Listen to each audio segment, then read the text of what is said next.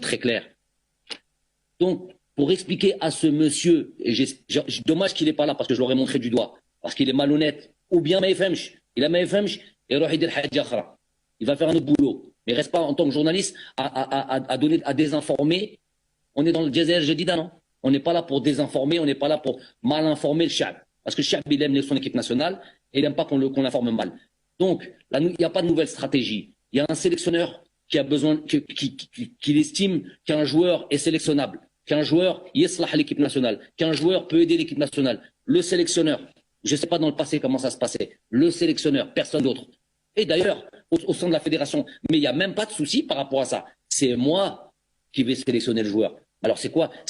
J'ai le titre de sélectionneur, mais j'ai pas la fonction. Non, sélectionneur, c'est moi qui vais sélectionner les joueurs. Elle dit, ben, il n'y a même pas de discussion là-dessus. C'est juste les bruits des médias, les bruits des, entre guillemets, des sous-médias. Les sous-médias, pour moi, c'est la nouvelle, malheureusement, les SF. Tous sont un S-20, un S-20 derrière un écran avec un kahwa serré, avec le drapeau de l'Algérie. Il parle Hadra Sha'biya, il parle de Yahlif al-Arabi, il ment de A à Z et Heda, il donne l'information. Vous vous rendez compte où on en est? Les joueurs que je viens de citer, il y a plusieurs étapes. La première étape, ils doivent changer de nationalité sportive. Changer de nationalité sportive, c'est quoi? Il dit warqa. C'est ça, warqa, stylo. Il renonce à l'équipe de France, où il s'engage à aller vers l'équipe nationale, plus ou moins, où il s'engage à aller avec l'équipe nationale d'Algérie. Il signe ça, on prend ça, ça fait partie du dossier qu'on envoie avec une lettre de la Fédération française qui prend connaissance de cette lettre. Et avec ça, on va à la FIFA et là, on change de nationalité sportive. Ça veut dire, symboliquement, c'est énorme. C'est énorme. Pourquoi c'est énorme? Parce que personne ne l'a jamais fait. Et donc les journalistes qui disent sur des plateaux et qui désinforment aussi et qui disent mais non, Brahimi l'a fait. Il se reconnaît aussi. Brahimi n'a pas fait ça. Il n'y a personne qui a fait ça. De dire que Brahimi a fait ça, ou d'autres joueurs comme Brahimi qui ont joué en équipe de France.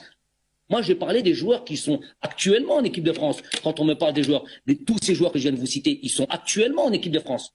Pendant qu'ils sont en équipe de France, tu vas les voir, tu leur expliques le projet, ils viennent, ils disent « Ok, coach, je rejoins l'Algérie. Donne-moi un papier, un stylo. J'écris symboliquement, personne ne l'a jamais fait de toute l'histoire du football algérien. Qui l'a fait?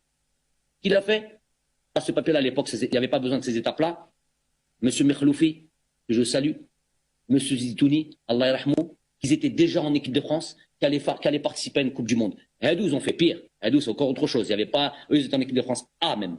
Bon, il n'y avait pas les mêmes, il n'y a pas de FIFA, eux, ils étaient déjà dans une équipe d'Algérie, entre guillemets, des révolutionnaires de cette équipe, le FLN qui allait devenir l'équipe d'Algérie. Il n'y a que qui l'ont fait. Donc, de dire que Brahimi l'a fait, c'est de les mettre au même niveau que ces gens-là, et c'est très grave. C'est un manque de respect. فضلا وليس أمرا ادعمونا بلايك للفيديو